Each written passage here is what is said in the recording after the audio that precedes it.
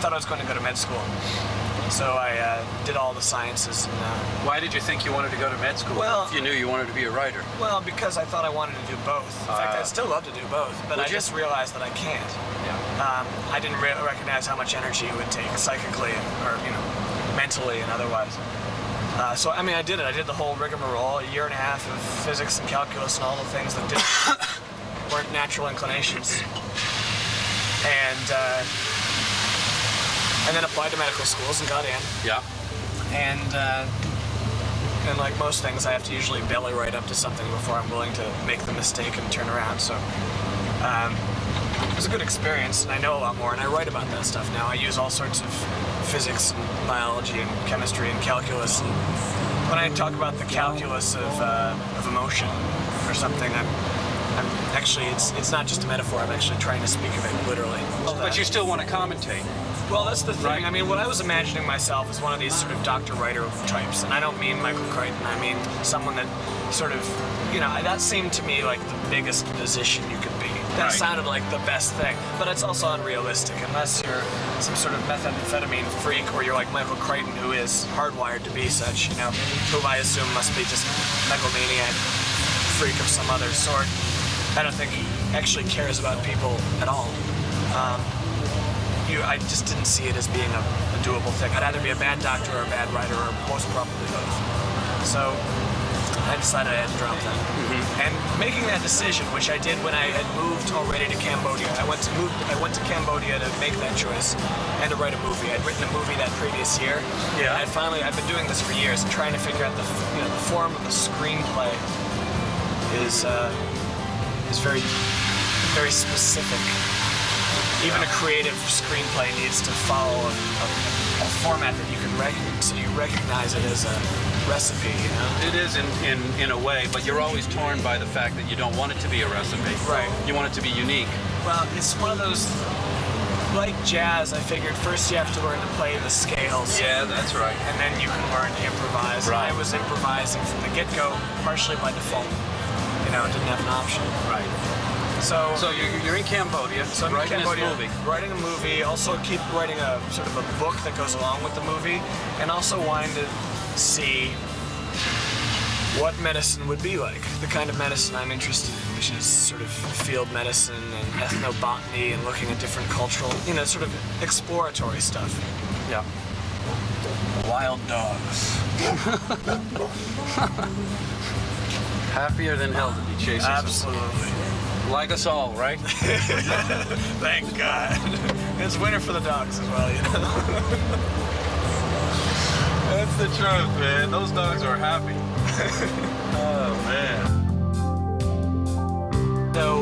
So I did that, and I was working with a physician who was speaking to Krukmai and monks and all sorts of local ethnic healers about their traditional forms of healing and so forth, and working at that. And I mean, that sort of business, traditional healing, can be a real wishy-washy subject. I'm kind of a scientist about it, or I'd like to be.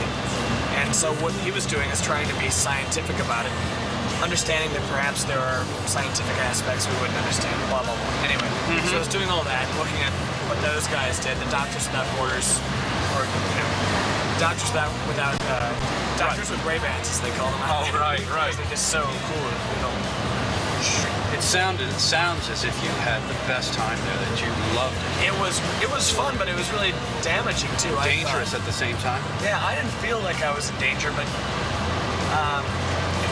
it's weird being in a place where there are no cues as to what you should be doing with your time or your moral energy, And if you go over there with a purpose, that's one thing, but you can, there are no laws. Right.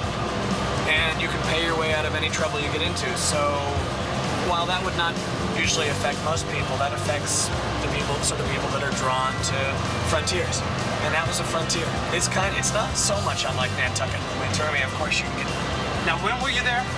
I was there about 6 months.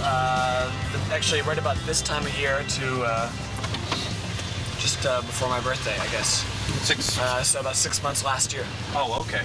Just last year then. Yeah. Do you plan to go back? Not really. I mean, yeah. I think at some point. Cambodia is the most interesting place I've ever seen. It's the most beautiful place. It's the saddest place I've ever seen. And I'd love to go back. It's just so... Why is it so sad, though? It's so sad because it's so beautiful. I've been to a lot of countries that were at war. Yeah. I went through Serbia and Bosnia and all that sort of Croatia. Croatia and Kashmir. Yeah. And Georgia and those sorts of places. And they weren't as beautiful. I mean, I thought there was an ugliness in the character as well. I don't mean to damn those places as well, but there was one of those. It was obviously sad, but I was happy to step away from the whole thing. Cambodia is more like a heartbreak, you know? For the same reason that heartbreak ever happens, because you're attracted and you're drawn and you become locked in, and then you have your heart broken. Man, look at that. Now that guy's serious. That dude. Wow. Oh my God. How was it out there? Pretty sure. Did you have, whoa! Are you all right? Oh yeah. Oh man, have you ever broken a board like that before? What's that? Have you ever had a board break like that on you? No, this is the first time. Wow. So as soon as that happened, do you have another board with you? No. Well, you got guts. That is a severe surf. Where were you actually? Just down to the left. Yeah, good. Was. Is anybody else out there? No. You got guts. Yeah, man. Got a lot of respect for that. Wow. Awfully big. Yeah. How thick is that suit? How thick is this one? Yeah. It's a 543. What does that mean? 7 millimeters thick. Okay. It's a polar suit, so. Right. Yeah. Should be too, huh? Man. What a day. We got Well. some great rides, though. Did you? I guess it makes it all worth it. You know? Yeah. I hope you have another board so that you can. Gosh. So what was it like when it broke? What were you doing? Well, I was paddling back out, and I got trapped in the impact zone and sucked into another big wave and just down on top of it. Wow. Sucked into another one, down on top of it again. Were you scared at all? I mean, was it really hairy when it happened? It's very frightening. Yeah. You No breathing during that period of time either, right? been in a lot of salt water. Yeah. So, oh well. I'm glad you made it. Me You too. know, screw the board. But, I'm glad you made it, because that could have been you, right? The broken thing being carried back? Yeah. It's Wow. rough today. It's a nice day, though, isn't it? I mean, even though it's gray, it's like really quiet here on the island. Yeah. We've been driving around. We've seen like 1, 2 cars maybe. That was it out here. 2 cars, 2 dogs. Nobody lives over here Right. year round. Not too many people. There's a few. Yeah. I think you've got a lot of guts for going out there regardless of what happened to your board personally, but man, You got a lot. yeah. So have you surfed all over the world, or have you been doing it? Nantucket in California. Yeah. What do you do out here? House painter. Are you? Have you lived here for a while? About a year now. About a year, yeah. You paint for yourself? Yeah. I used to do that. I still do Good job. sometimes. Yeah. Sanded bathroom yesterday. My clutches. Not clutching. So, Let's go home and get my other board and go out to Cisco. Nice. are you serious? Are you gonna do that? Jeez. Fall off your horse, you gotta get right back on, right? I guess. I mean, I don't know.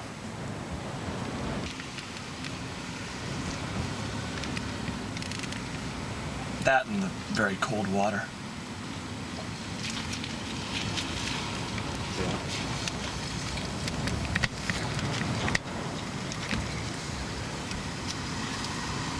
You know, it doesn't.